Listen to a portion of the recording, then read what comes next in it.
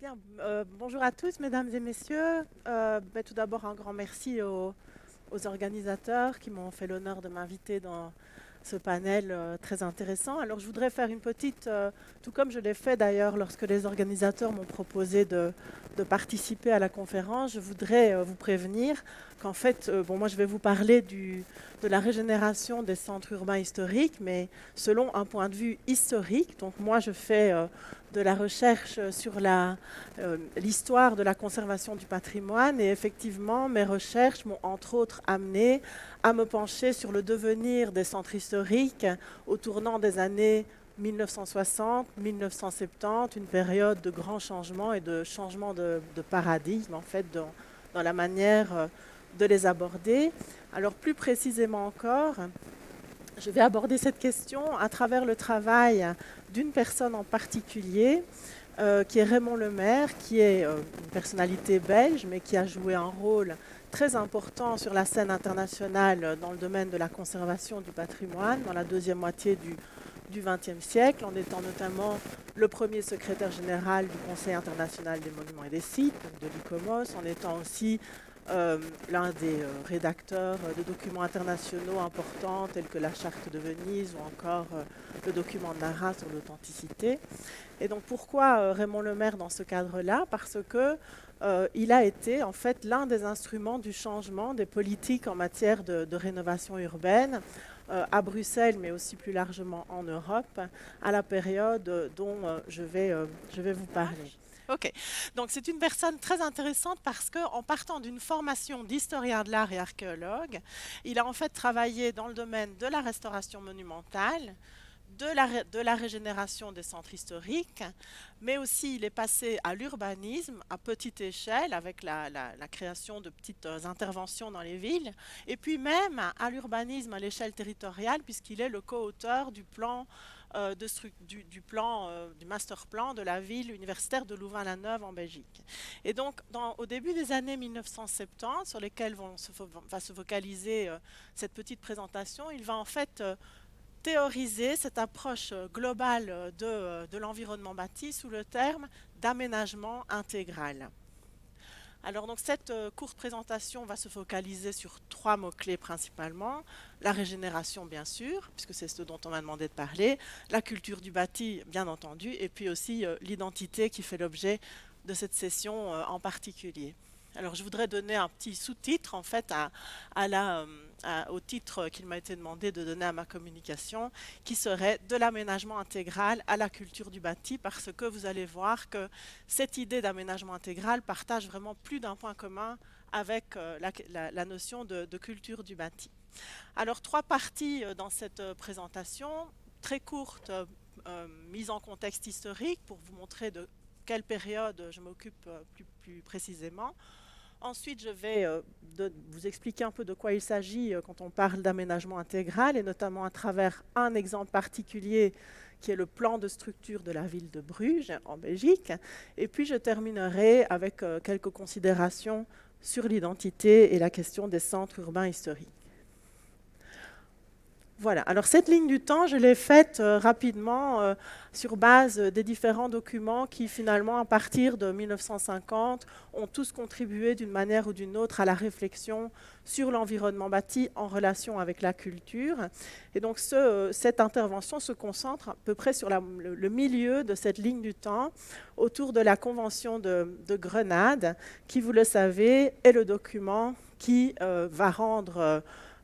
qui va vraiment donner l'impulsion, on va dire, à la politique de conservation intégrée qui, comme vous le voyez sur ces deux textes, partage avec la notion de culture du bâti l'idée d'une prise en compte globale de l'environnement qui ne faisant pas la différence entre l'existant et le neuf, entre le patrimoine et l'aménagement du territoire, et tout ça aussi avec une idée très forte d'identité culturelle et aussi du passé comme source d'inspiration pour le futur. Alors ceci, ça vous remontre un peu le processus finalement qui a mené, sur lequel je ne vais pas m'arrêter évidemment, sur le processus qui a mené à l'adoption de cette convention de Grenade à partir d'une recommandation au début des années 1960, des réunions d'experts, et puis la création au sein du Conseil de l'Europe d'un comité des monuments et des sites, dont je vais vous dire quelques mots, puis la rédaction de la Charte européenne du patrimoine et de la Déclaration d'Amsterdam en 1975. Alors Raymond Lemaire, en fait, prend part à pratiquement l'entièreté de ce processus, puisqu'à partir de 1965, date à laquelle je vais trop vite, puisqu'à partir de 1965, donc date à laquelle il devient le secrétaire général de l'ICOMOS, il va être intégré à toutes ces réflexions, ces réunions d'experts, et puis il va intégrer donc ce comité des monuments et des sites chargé de préparer l'année européenne du patrimoine de 1975 et tous les documents sur la conservation intégrée. Alors, ce qu'il y a de vraiment intéressant dans cette histoire, c'est que Raymond Lemaire a beau être un académique, finalement, son apport particulier à ce débat ne vient pas de son apport théorique, mais vient de son expérience de terrain. C'est quelqu'un qui, en fait, depuis le début des années 1960, a eu l'occasion de développer plusieurs projets assez pionniers dans le domaine de la régénération des centres anciens, à Louvain, à Bruxelles. À nouveau, je ne peux pas vraiment me détailler tout ça ici. Et puis aussi, travaille à partir du début des années 1970 au plan de structure de Bruges, sur lequel je vais vous donner un peu plus d'éléments. Donc moi, je vais me concentrer maintenant, pour le point 2 de mon exposé, sur cette période courte, tout début des années 1970, avec la création de comité de monuments et des sites,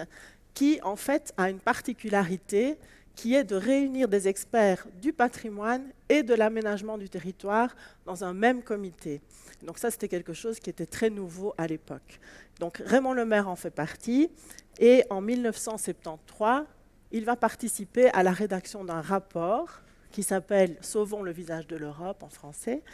et qui constitue quelque part une synthèse de tous les travaux qui ont été menés depuis les années 1960, mais aussi sur base des projets, des expériences de terrain qui ont été développées pendant ces mêmes années. Donc la deuxième partie maintenant, donc cette notion d'aménagement intégral. Alors, ce qui est intéressant, c'est que dans ce rapport de 1973, qui est seulement de 2 ans antérieur à la Charte européenne du patrimoine, où on parle de la notion de conservation intégrée, le mot conservation intégrée ne se trouve nulle part dans ce rapport.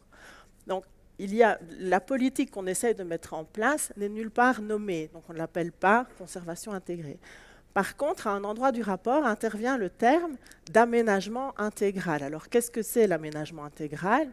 Je ne vais pas vous le lire puisque vous pouvez le lire vous-même. Donc, c'est vraiment l'idée d'avoir une politique globale dans laquelle ni le patrimoine ni l'aménagement du territoire ne constituent des fins en soi, des buts séparés, mais ils constituent en fait deux composantes d'une même politique globale qui, vous le voyez,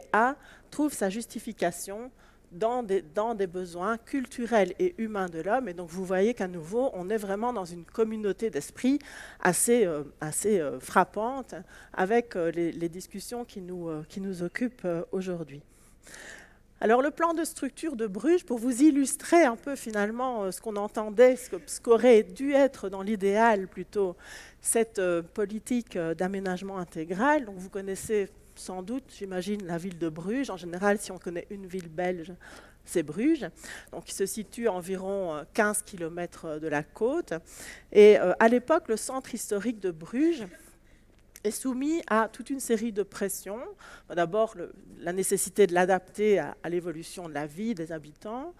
la nécessité de l'adapter au tourisme qui grandit, et puis aussi et surtout, en fait, la présence sur la côte, à 15 km au nord de la ville, du port de Zeebruges, qui à l'époque connaît une expansion importante et donc constitue évidemment une opportunité pour la région en termes de développement, mais aussi une menace, bien sûr, pour son paysage rural, une menace pour le centre urbain de Bruges qui devrait peut-être pouvoir absorber une population importante venant de là. Et donc le plan de structure a ceci de vraiment très intéressant qui va aborder de manière très globale tous les aspects de l'environnement bâti, depuis le mobilier urbain jusqu'à l'échelle territoriale. Et donc, Au niveau, je ne peux pas détailler tous les aspects, mais au niveau de l'environnement bâti, il y a toute une série de bonnes pratiques qui sont données sur la manière, par exemple, d'intégrer de l'architecture contemporaine dans le tissu existant, où il y a cette idée intéressante que les façades, enfin que les unités bâties ne constituent pas des éléments séparés, mais qu'ils contribuent tous à ce que le plan de structure appelle la façade urbaine, donc qui serait de l'espace négatif de la ville, tandis que les espaces vécus à l'intérieur des maisons seraient l'espace positif. Ensuite, à l'échelle suivante, le plan de structure va s'intéresser à certains îlots bâtis particuliers, en travaillant à les assainir, à les intégrer dans la vie contemporaine de la ville, à recréer à l'intérieur de ces îlots différents cheminements et à les lier avec tous les espaces externes, tous les espaces publics de la ville, où déjà se pose à l'époque la cohabitation des différents modes de déplacement, donc les piétons, les voitures, les transports publics. Donc tout ça est abordé sur le plan de l'aménagement des espaces publics. Ensuite, le plan envisage aussi la ville intramuros dans sa totalité, donc du point de vue des espaces verts, du point de vue des canaux, des voies d'eau, donc Bruges, c'est la Venise du Nord, comme vous savez, du point de vue des différents points de référence, des différents landmarks qui apparaissent dans la ville, du point de vue... donc tous ces éléments sont envisagés de manière globale dans le périmètre de la ville. Et enfin, l'échelle véritablement territoriale étudie donc l'impact des mutations du territoire autour de la ville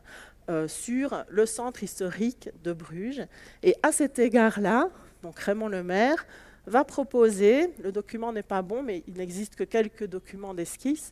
va proposer la création de ce qu'on va appeler une entité urbaine de haute densité. Donc c'est une nouvelle petite ville qu'il implante à mi-chemin environ entre Bruges et Zeebrugge, qui est censée en fait absorber une partie du surplus de population qui devrait affluer vers la ville, de manière à protéger le centre historique de la ville de Bruges. Et pour concevoir l'architecture de cette ville, en fait, il va procéder à toute une étude morphologique et aussi une étude de l'implantation des rues, des places dans la ville de Bruges, mais aussi dans les villages environnants, de manière à s'en inspirer pour qu'effectivement la population qui vienne s'y installer y retrouve sa culture et y retrouve son identité. Et donc on voit finalement qu'il s'agit d'une démarche vraiment circulaire dans laquelle on part de l'architecture et puis on augmente l'échelle et puis on diminue à nouveau l'échelle. Et finalement, tout ça ne constitue qu'une seule et même réflexion, donc l'aménagement intégral. Alors pour terminer, quelques mots sur la question de l'identité et puis aussi sur la question de la qualité, puisque c'est de ça qu'on se préoccupe aujourd'hui. Alors, bien entendu, quand Raymond Lemaire va s'inspirer de la ville historique pour créer des entités urbaines plus ou moins grandes, il n'a pas derrière la tête que des considérations esthétiques. Vous ne voyez pas avec moi, en fait. Que des considérations esthétiques, que des considérations purement architecturales. Là derrière, il y a une véritable vision de la ville historique comme ayant des qualités en termes de réponse aux besoins psychiques et à la manière de vivre en société de l'homme. Alors, de nouveau, on retrouve bien entendu des parallèles importants avec la notion de culture du bâti. Alors lui, bien sûr, la manière dont il va essayer de retrouver cette qualité, dont il va essayer de renouer avec une manière de vivre ensemble et avec une manière pour l'homme de se retrouver dans l'environnement dans lequel il vit, il va chercher la réponse dans la ville historique, parce que c'est ce qu'il fait, c'est son travail, c'est un historien de l'art, c'est quelqu'un qui a rénové des quartiers historiques comme le Grand Béguinage de Louvain que vous voyez en filigrane sur cette image. Et donc lui, évidemment, c'est sa manière de faire, selon lui, la ville historique, en tout cas la ville historique telle qu'il se l'imagine, est vraiment une source importante pour recréer, retrouver cette qualité de vie. Bien entendu, tout cela est très daté. On est à l'époque dont on parle, à la fin des années 60, au début des années 70. on est à une période où on sort d'une vision de l'urbanisme parfois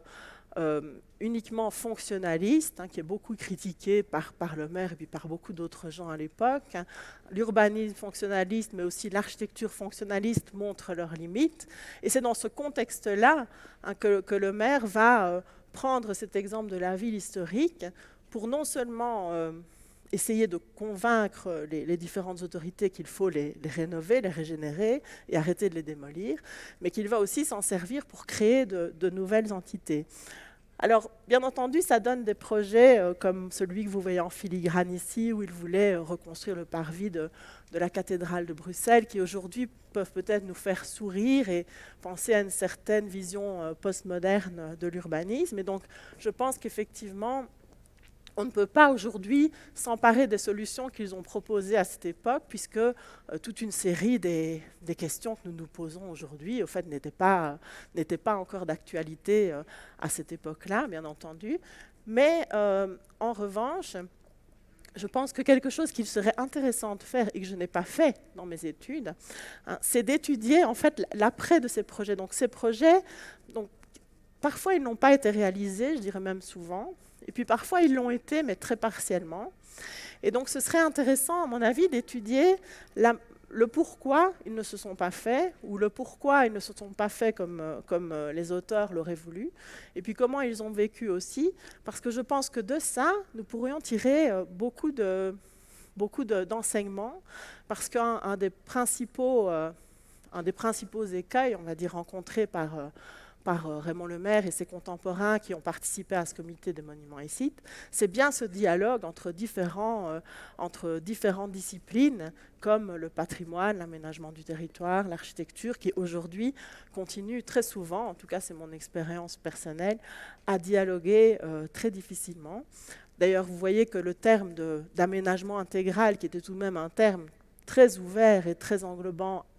a été abandonné au profit de celui de conservation intégrée qui était beaucoup plus, on va dire, centré sur la question du patrimoine. Donc je pense que c'est de ces limites et de ces difficultés qu'ils ont rencontrées qu'on pourrait aujourd'hui sans doute tirer les plus grands enseignements. Voilà, je vous remercie.